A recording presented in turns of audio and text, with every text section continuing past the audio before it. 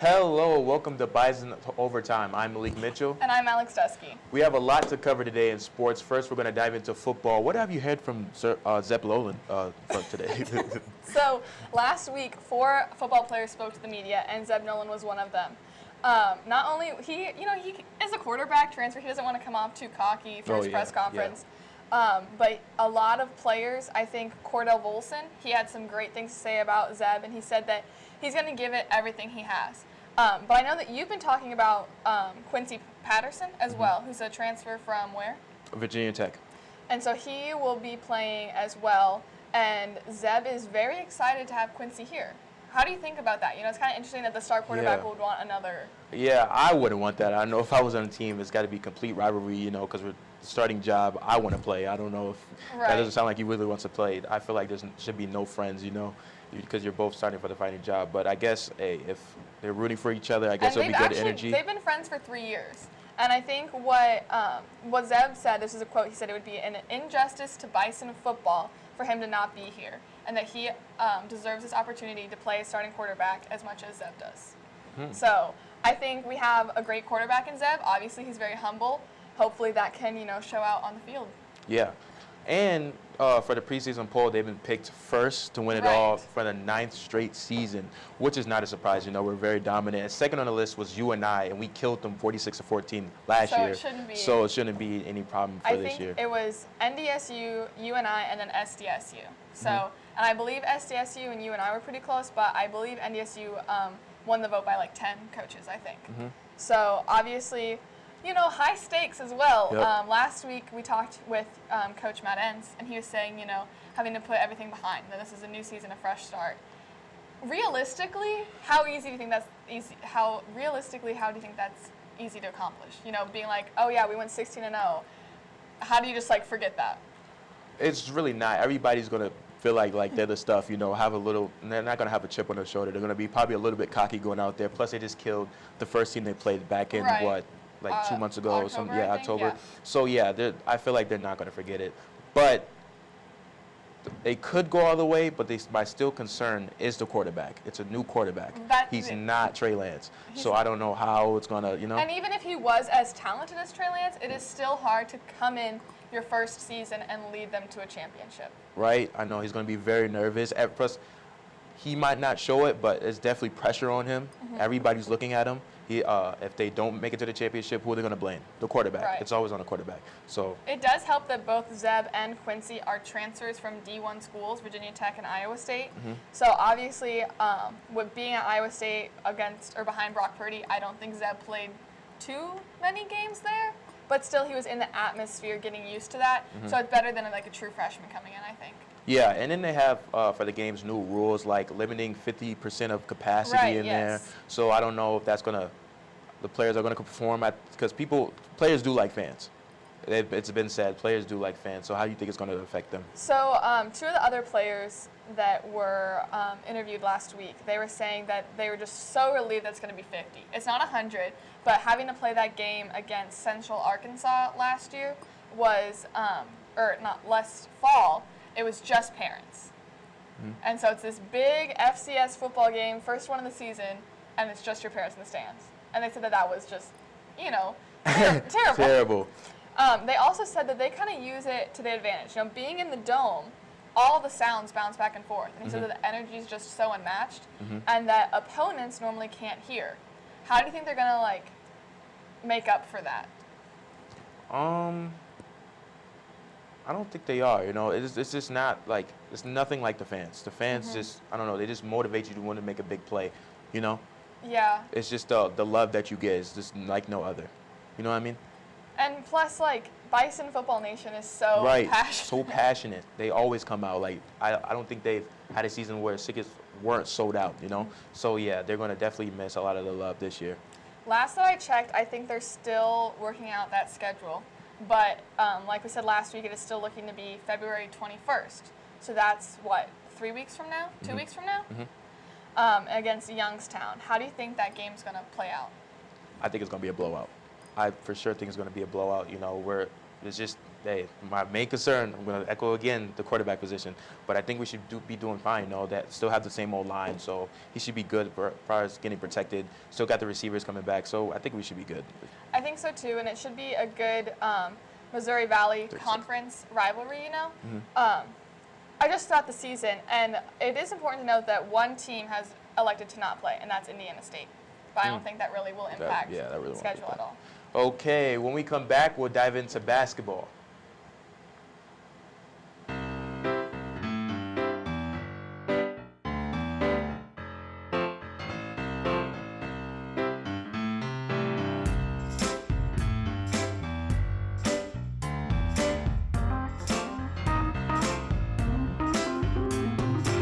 The Technology Learning and Media Center, located in the Quinton Burdick Building, Room 150C, provides a variety of services to assist you with all of your technology-related coursework and personal learning goals.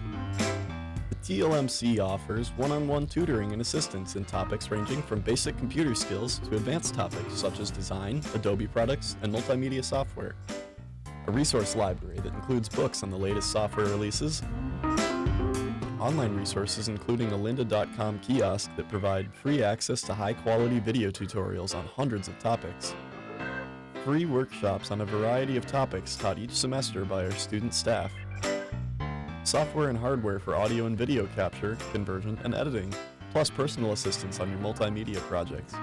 Multiple scanners are available at the TLMC, including one large format scanner and a slide and film scanner. The Wacom tablet provides ultimate control in your favorite graphics and illustration software and can help you to create stunning digital artwork. Large format poster printing is also done at the TLMC.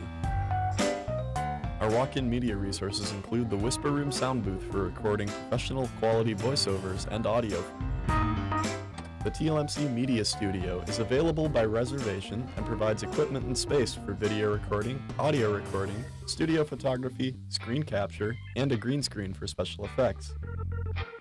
If you have any questions on these services, be sure to visit the TLMC website, and while you're there you can check out a variety of learning and media resources, or just stop by the next time you're in the Quinton Burdick building and check out what we have to offer.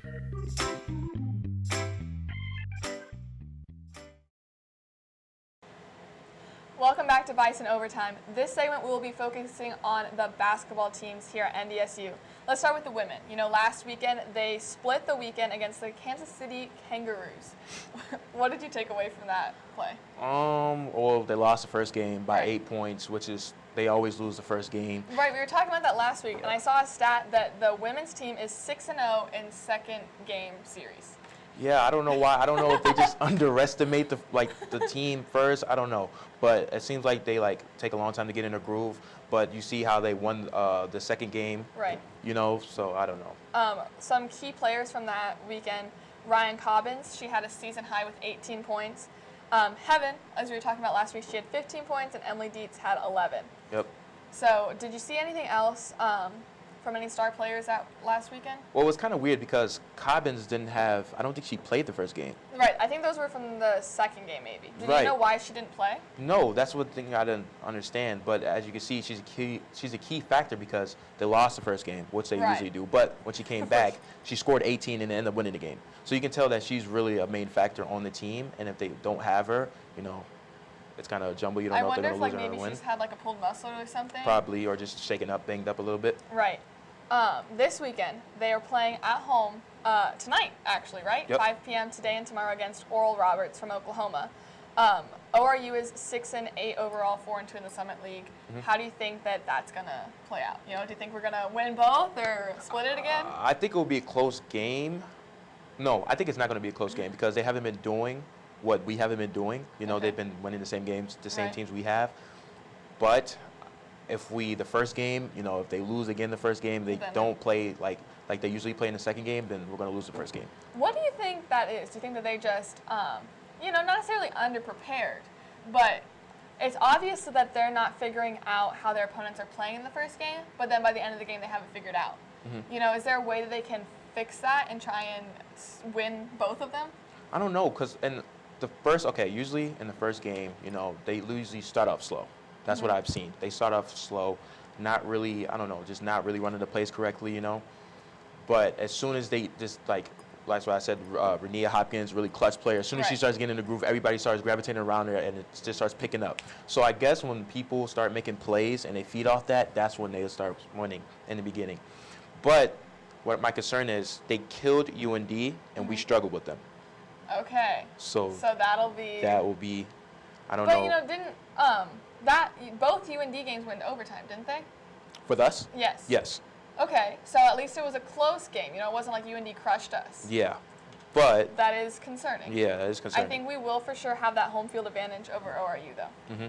We definitely will. Switching into the men's, you know, they also split the weekend last weekend's game with Kansas City, but in reverse. They won the first, lost second, That's exactly. but had a season low in the second game. It was 49-47. You know, only not even 50 points in college basketball. Yeah. What did you see from those two games? Rocky had a bad game. I saw that. It was kind of sad to see. In the second game, though, he scored 10 Yeah, points. yep. That gave him over 1,000 career points. points. So shout out to Rocky. Shout out to Rocky. Shout out to Rocky. Keep doing your thing. But yeah, he wasn't on the top scorers of the first game. He wasn't even on the top list. It was Sam Gressel, 15 points, Tyree Edey, 14 points, Jarius Cook, 10 points. So he wasn't even on the top list. But, you know, second game he came back and he made it to the top 3 list to make it. But I would say they still did good since they won. It was only 4 points, but I feel I know like both of those games, the first one was 71-67. Yep. So do you think in that second game they could have won? I didn't have time to look at the play-by-play, but obviously just a 2-point deficit at the end. Yeah. Obviously came down to the wire. Yeah, they only lost by 2 points. I feel like they can. That could have been anybody's game.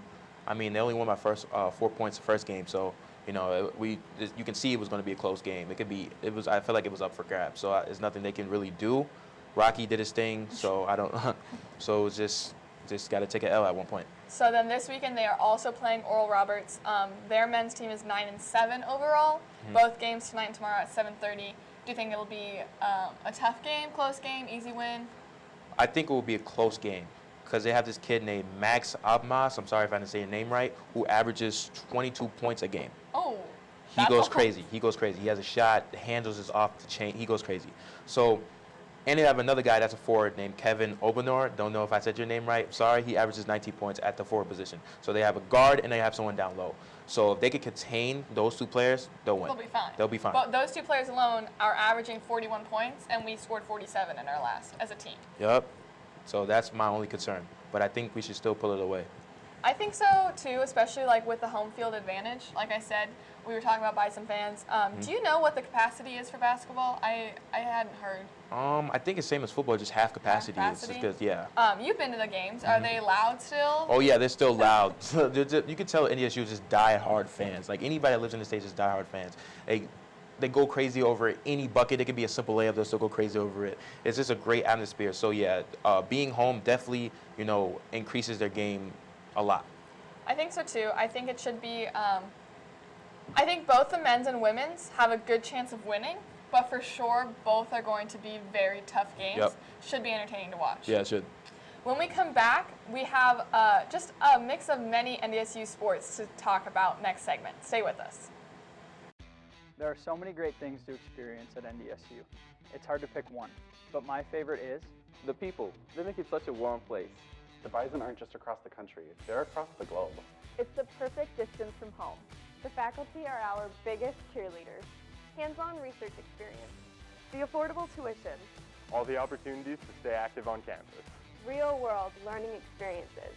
Once I got on campus, it felt like home.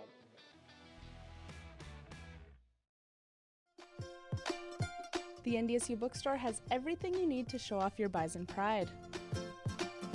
The bookstore can have you sporting green and gold wherever you go. It offers many different brands, sizes, styles, and selection so that you find exactly what you're looking for. Shop the NDSU bookstore and show your spirit today.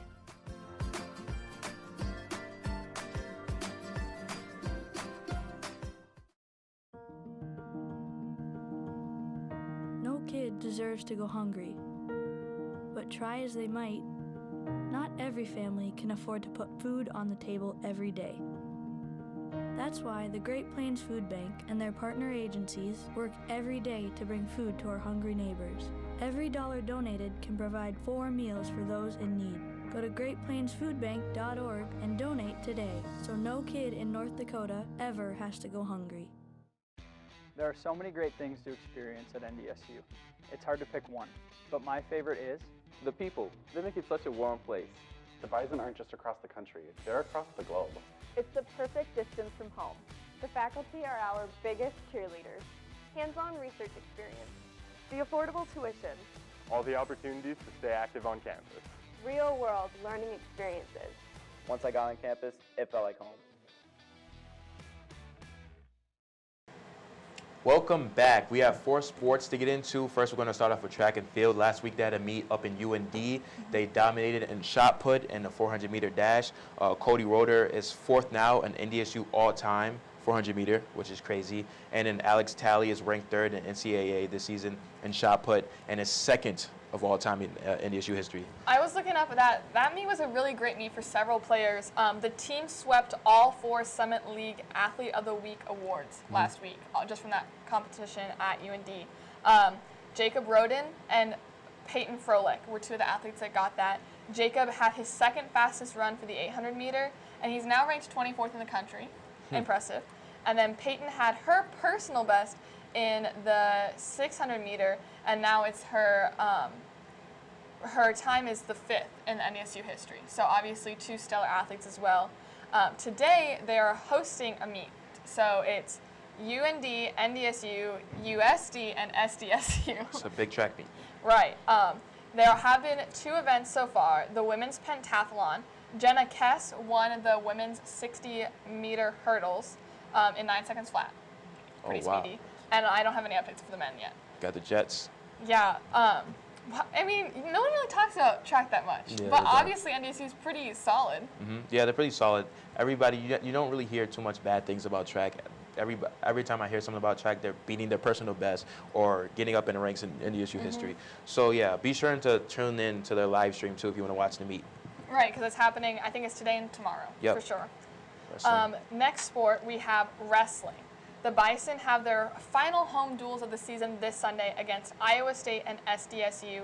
The team is 4-2 on the season. How do you think those duels are going to go on Sunday?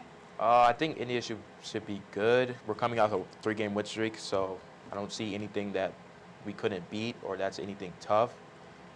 You know, we're 4-2 overall, 2-1 in the conference, so we should be good. I think so too. I think it'll be both of those. We're a pretty solid wrestling team. There's 4 wrestlers that are in the D1 rankings. Jared Freneck, Brandon Metz, Kellen March, and Dylan Drogmuller. Again, sorry if I said those names wrong. The team is coming off of 2 wins last weekend from a duel in California. So how do you think that momentum is going to help carry them?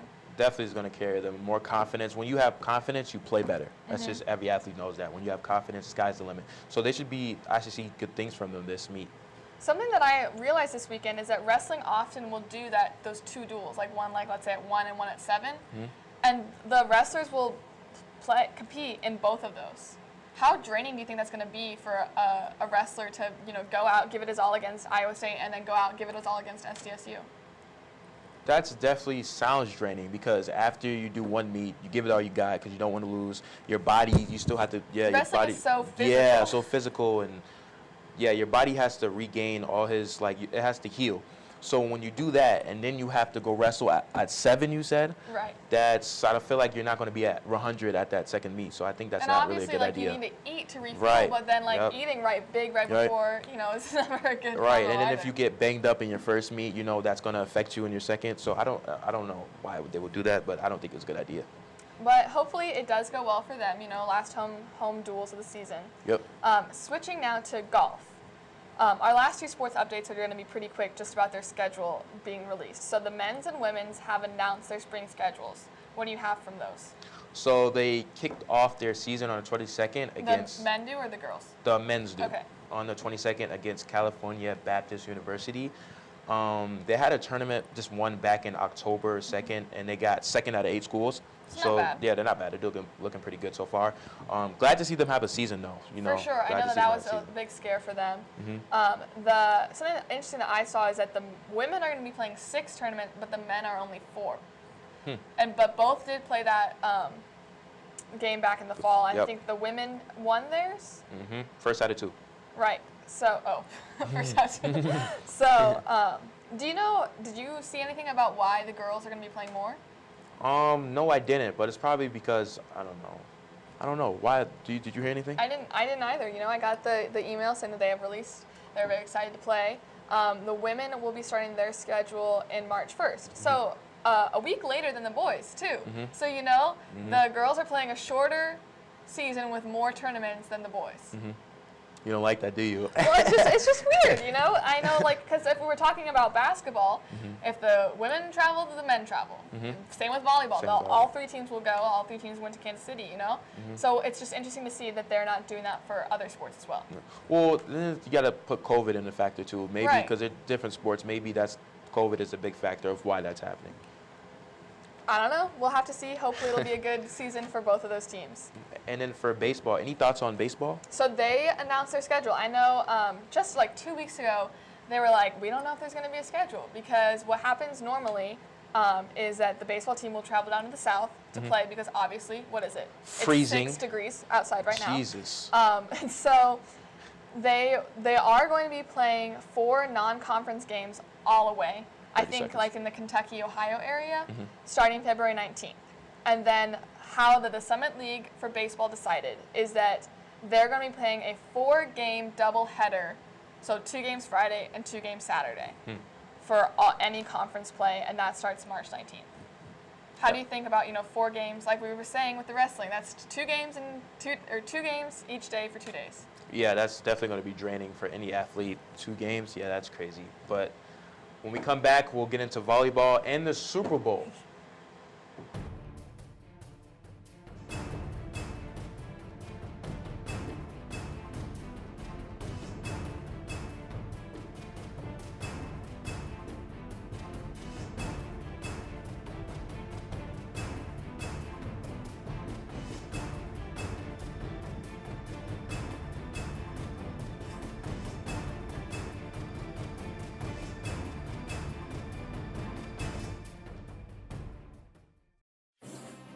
Founded in 1985, the Missouri Valley Football Conference has established a tradition of FCS football excellence. Competing at the highest level of NCAA Division I, student athletes at its 10 institutions demonstrate character, passion, and integrity as they grow as a student, an athlete, and a citizen. The Missouri Valley Football Conference, where leaders are shaped and champions are forged.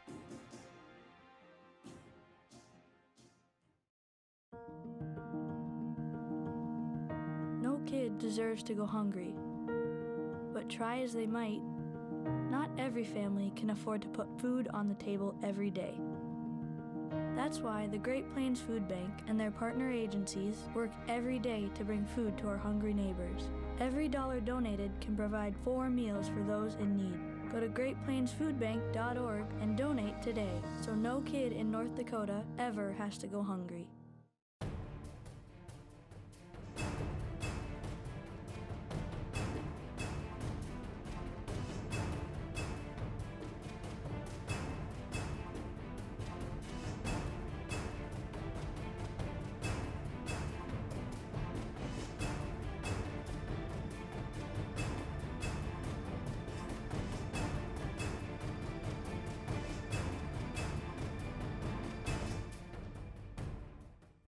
Welcome back to the last segment of Bison Overtime. First, we're going to start off with Bison Volleyball. They had a tough weekend last week against Kansas City.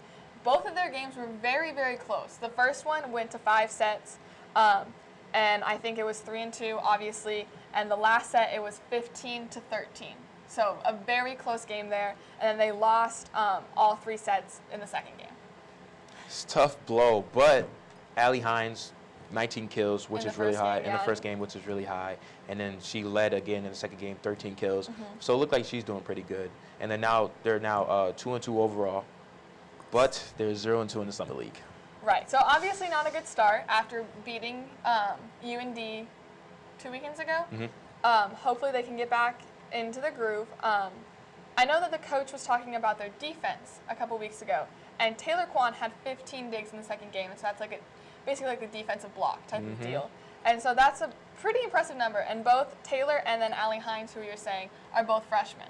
And so that also feeds into the idea of like, okay, this is a pretty young group of girls. Yeah. But obviously that'll be good for the program in the future. In the future, yes. When you have young players, they're still gaining experience. But like you said, the upside is when in the future they'll be dominant. And it'll take a couple games for them to all figure out how to play, especially, this was only their third and fourth game. Yeah, still early. This weekend, or I guess Sunday and Monday, they're playing SDSU at home. Yep. How do you think that'll be? I think any team can win because it's still early in the season. It's not really. I think our team is still finding the chemistry and stuff like that. Yeah, we're still young, so that's the only concern that I have. But I think anybody can take it. It's still early in the season.